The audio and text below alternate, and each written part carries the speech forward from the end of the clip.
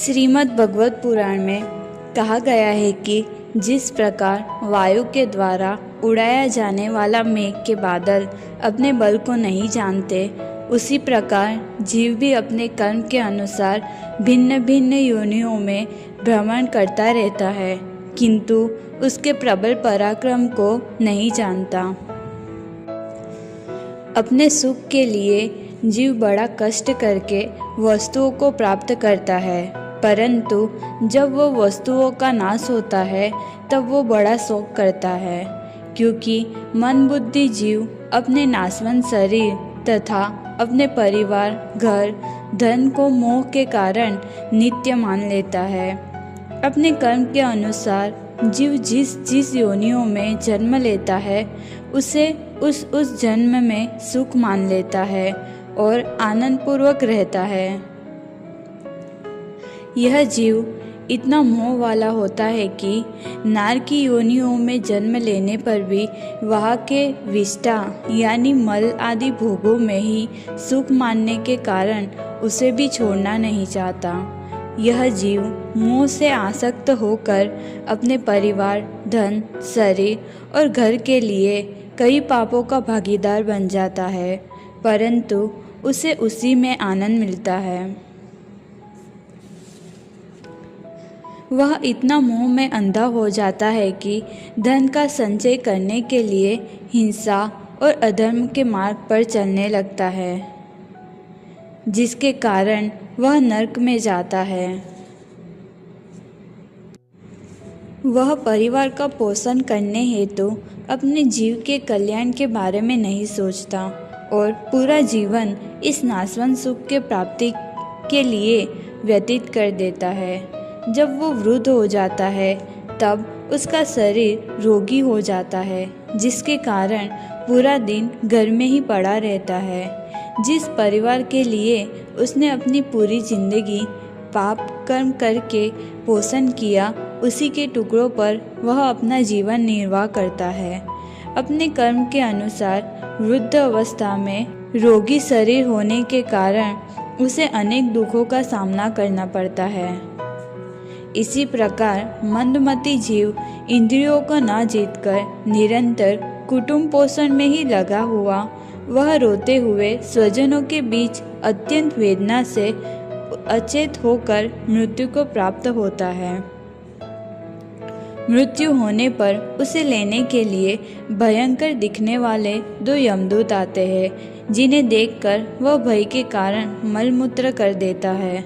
यमदूत उसे रस्सी से बांधकर रोषपूर्वक उसे यमलोक की ओर ले जाते हैं। उस समय उसे अपने किए हुए पाप याद आते हैं, जिससे वह व्याकुल हो उठता है और उसका शरीर कांपने लगता है।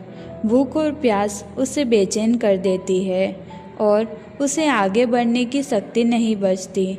उसे तपती रेती में छोड़ देते हैं और यमदूत उसकी पीठ पर कोड़े बरसाते हैं। तब बड़े कष्ट से उसे चलना ही पड़ता है। वह थक कर गिर जाता है, मूर्छा आ जाती है। चेतना आने पर फिर उठता है। इस प्रकार अति दुखमय अंधेरे मार्ग से अत्यंत क्रूर यमदूत उसे शीघ्रता से यमपुरी को ले जाते हैं। यमलोक का मार्ग 99,000 योजन है। इतने लंबे मार्ग को 2 ही 3 मुहूर्त में तय करके वह नरक में तरह तरह की यातनाएं भोगता है। वहाँ उसके जीव को जलाया जाता है। यमपुरी के कुत्ते द्वारा उसकी आंतें खींची जाती है। डंक मारने वाले जीवों से शरीर को पीड़ा पहुंचाई जाती है। कुछ लोग कहते हैं कि स्वर्ग और नरक इसी लोक में है, क्योंकि जो नरक की यातनाएं हैं वे यहाँ भी देखी जाती है। इसी प्रकार अनेक कष्ट भोग कर अपने मोह से अनेक पाप कर्म करने वाला जीव मरने के बाद उसी कर्म के फल को भोगता है। मनुष्य जन्म मिलने के पूर्व जितनी भी यातनाएं हैं तथा दूसरे प्राणियों की योनियों के जितने कष्ट है, उन सब को क्रम से भोग कर शुद्ध हो जाने पर वह फिर मनुष्य योनि में जन्म लेता है। जब जीव को मनुष्य शरीर में जन्म लेना होता है तो वह भगवान की प्रेरणा से अपने पूर्व कर्म अनुसार देव प्राप्ति के लिए पुरुष के वीर्य कर्ण के द्वारा स्त्री के उदर में प्रवेश करता है। वह एक रात्रि में स्त्री के रज में मिलकर एक रूप कलल बन जाता है। 5 रात्रि में बुद्बुद हो जाता है। 10 दिन में बेर के समान कुछ कठिन हो जाता है और उसके बाद मांसपेशी अथवा अंडज प्राणियों में अंडे के रूप में परिणित हो जाता है। 1 महीने में उसका सिर निकल आता है।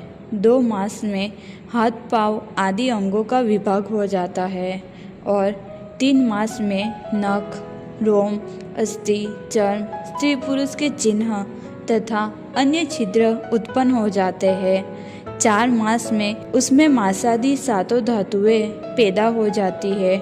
5वें महीने में भूख प्यास लगने लगती है और 6ठे मास में झिल्ली से लिपटकर वह दाहिनी कोख में घूमने लगता है। उस समय माता के खाए हुए अन्न जल आदि से उसकी सब धातुएं पुष्ट होने लगती है और वह कृमि आदि जंतुओं के उत्पत्ति स्थान उस जघन्य मल मूत्र के गड्ढे में पड़ा रहता है।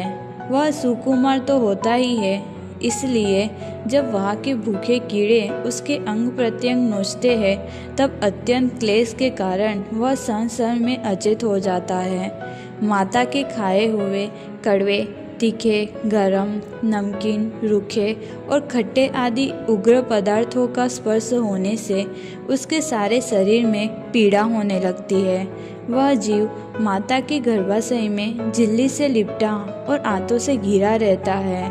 उसका सिर पेट की ओर तथा पीठ और गर्दन कुंडलाकार मुड़े रहते हैं। वह अपने अंगों को हिलाने डुलाने में असमर्थ रहता है। इसी समय अदृष्टि प्रेरणा से उसे स्मरण शक्ति प्राप्त होती है। तब अपने पिछले सभी जन्मों के कर्म याद आते हैं और वह बेचैन हो जाता है तथा उसका दम घुटने लगता है। ऐसी अवस्था में उसे शांति नहीं मिलती। 7वां महीना आरंभ होने पर उसमें ज्ञान शक्ति का भी उन्मेष हो जाता है, परंतु प्रसूति वायु से चलायमान रहने के कारण वह उसी उदर में उत्पन्न हुए विष्ठा के कीड़ों के समान एक स्थान पर नहीं रह सकता।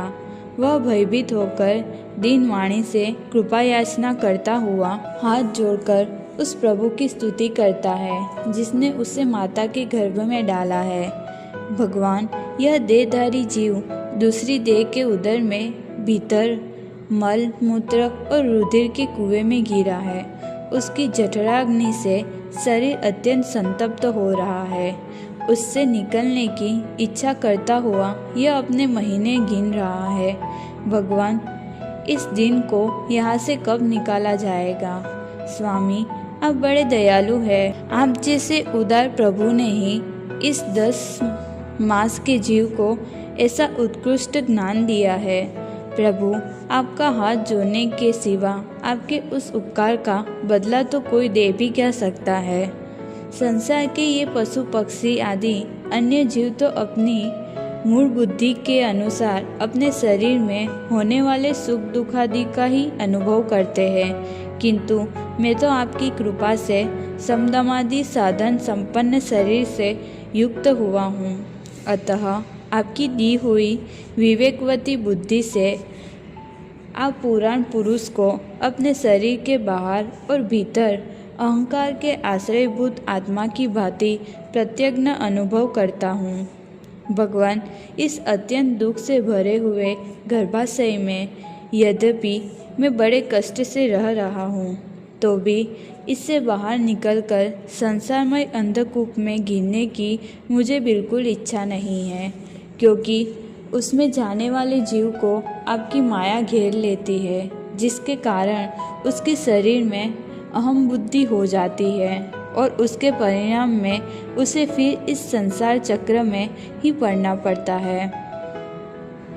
अतः मैं व्याकुलता को छोड़कर हृदय में श्री विष्णु भगवान के चरणों को स्थापित कर अपनी बुद्धि की सहायता से ही खुद को बहुत शीघ्र इस संसार रूप समुद्र के पार लगा दूंगा, जिससे मुझे अनेक प्रकार के दोषों से युक्त यह संसार दुख फिर न प्राप्त हो।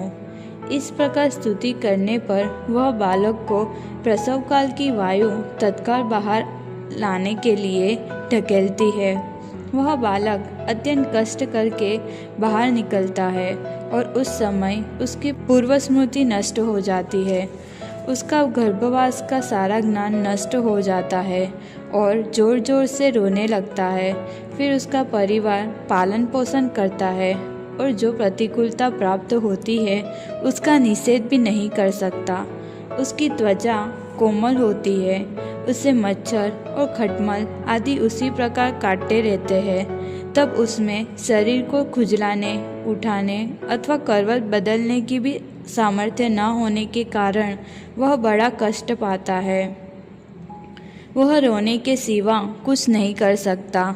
इसी प्रकार बाल्य अवस्था के दुख भोग कर वह युवान अवस्था में पहुंचता है। इस अवस्था में यदि उसे कोई इच्छित वस्तु प्राप्त न हो तो वह अज्ञानवश क्रोध करता है। देह के साथ उसका अभिमान और क्रोध भी बढ़ने लगता है। अज्ञानी जीव पंचभूतों से बना हुआ शरीर को अपना समझकर मिथ्या में मेरापन का अभिमान करने लगता है। वृद्धावस्था में यही शरीर से उसे अनेक कष्टों का सामना करना पड़ता है। पूरा जीवन यह पंचभूतों से बने देह के लिए ही अनेकों कर्म करता है, जिसके कारण इसे बार बार संसार चक्र में पड़ना होता है।